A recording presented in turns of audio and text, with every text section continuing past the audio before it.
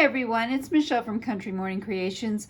I am here with my latest binder that I use. I create one every 6 months to hold a series of 6 traveler's notebooks in it. And my traveler's notebooks are what I use to actually journal every day. And I have a whole class if you are interested in using something similar to this for yourself and creating a program whereby it helps you to journal every day.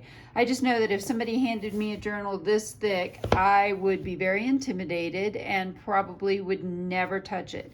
So this does have a 3¼ inch spine from here to here, and then it sticks out a little bit. I suppose I could make a bigger spine and it would all fold in better, but it just doesn't. When I'm dealing with 6 months worth of traveler's notebooks and things that are stuffed in them, things just get too fat. It just happens. What I did though is for this one, usually I have them match or complement what I've done inside for the 6 months. This time I had some leftover board that had this vinyl on it, and it's got, I don't know if you can see that, it's got some bits of glue on it. So I knew this was not something I was going to use in a journal to sell. I thought, well, let's use it up. And I had some of this French fabric and some of this gorgeous black sari silk. So I thought, well, you know what? I'm just going to make what I like. But I thought this was a great opportunity to not only show you my binder, but to kind of make a review of the last 6 months. And so on the inside I used some Tim Holtz papers. And then this is the first journal. This is January.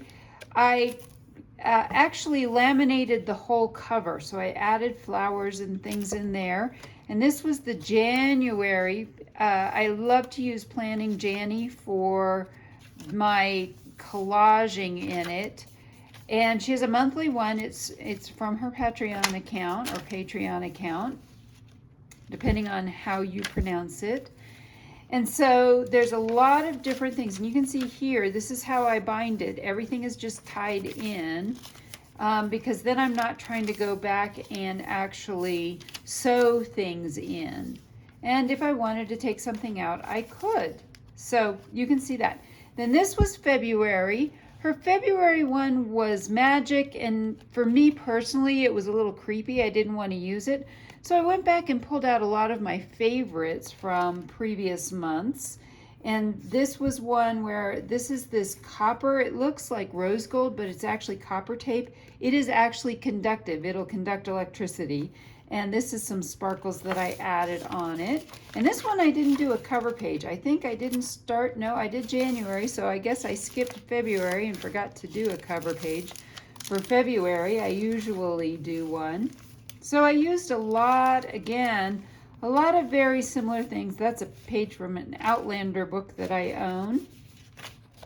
And you can see that if I were to try to go back and write in something this thick, it would be really a challenge. And again, that's why I love using a traveler's notebook versus, you know, something that's this thick. Then we come to, let's see, January, February, this is March. And March I did a clear laminated cover with a cover using a piece that was by Planning Janny. And this one, not only did I do a March cover page, but I used both sides. Look at those butterflies. So I'm going to kind of go through this pretty quickly.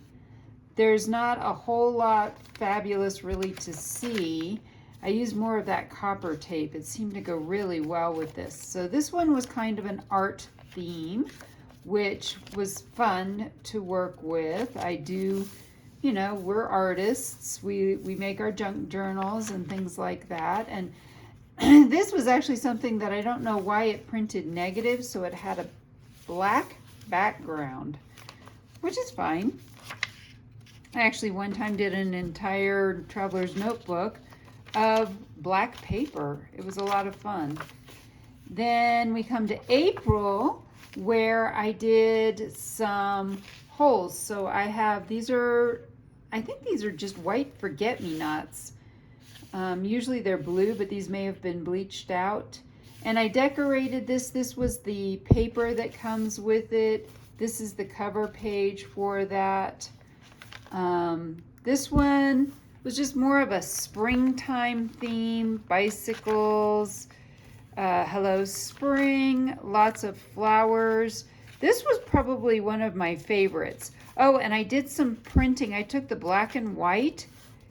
She does a lot of black and white images as well, and I printed them onto sticker paper that looks like craft paper. It's kind of a craft sticker paper.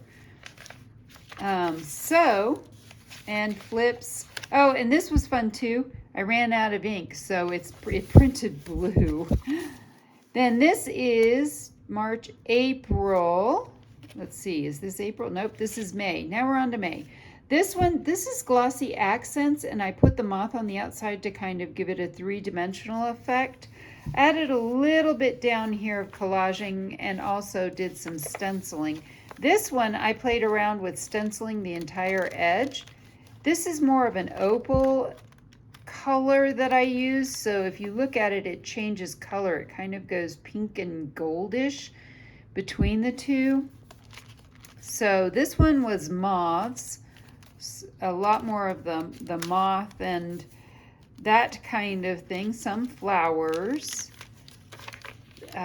So, I mean, I tried to gild the edges, I rounded the edges, I did some things that were a little bit different for me. You'll notice this is the only journal out of this set where I did round the edges.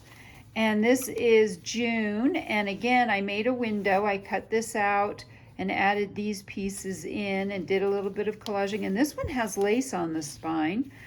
So this was my cover page for June, and you can see that when you close it, you see this behind it. Again, another arty, kind of art-inspired theme for the month. Almost more like what I would have on my desk. There's paper, there's reading, there were typewriters.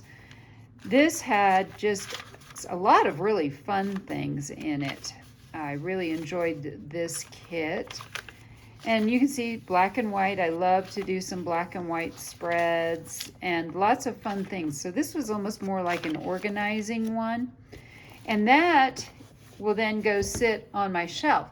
However, before I go, I want to show you my old reusable book cover had faded in the sun. I live in Colorado and the sun's very bright, and it had faded the cover, and I decided it was time for a new one.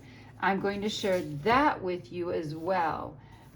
This is some of this fabric. I bought this at Hobby Lobby years and years ago, back when Nick the Booksmith first came out with some of her classes, and I still had a little bit left I was hoarding.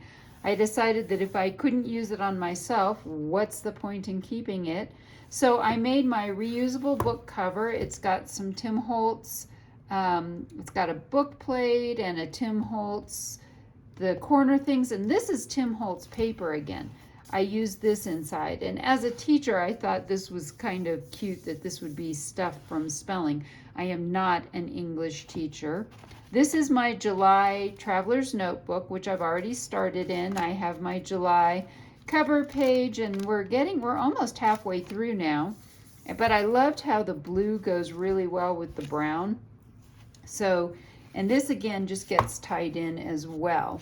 So in the description box below, I will link the class as well as several other tutorials that I have. The class is only $35, and you learn how to make both the binder, a reusable book cover, and the Traveler's Notebooks as well.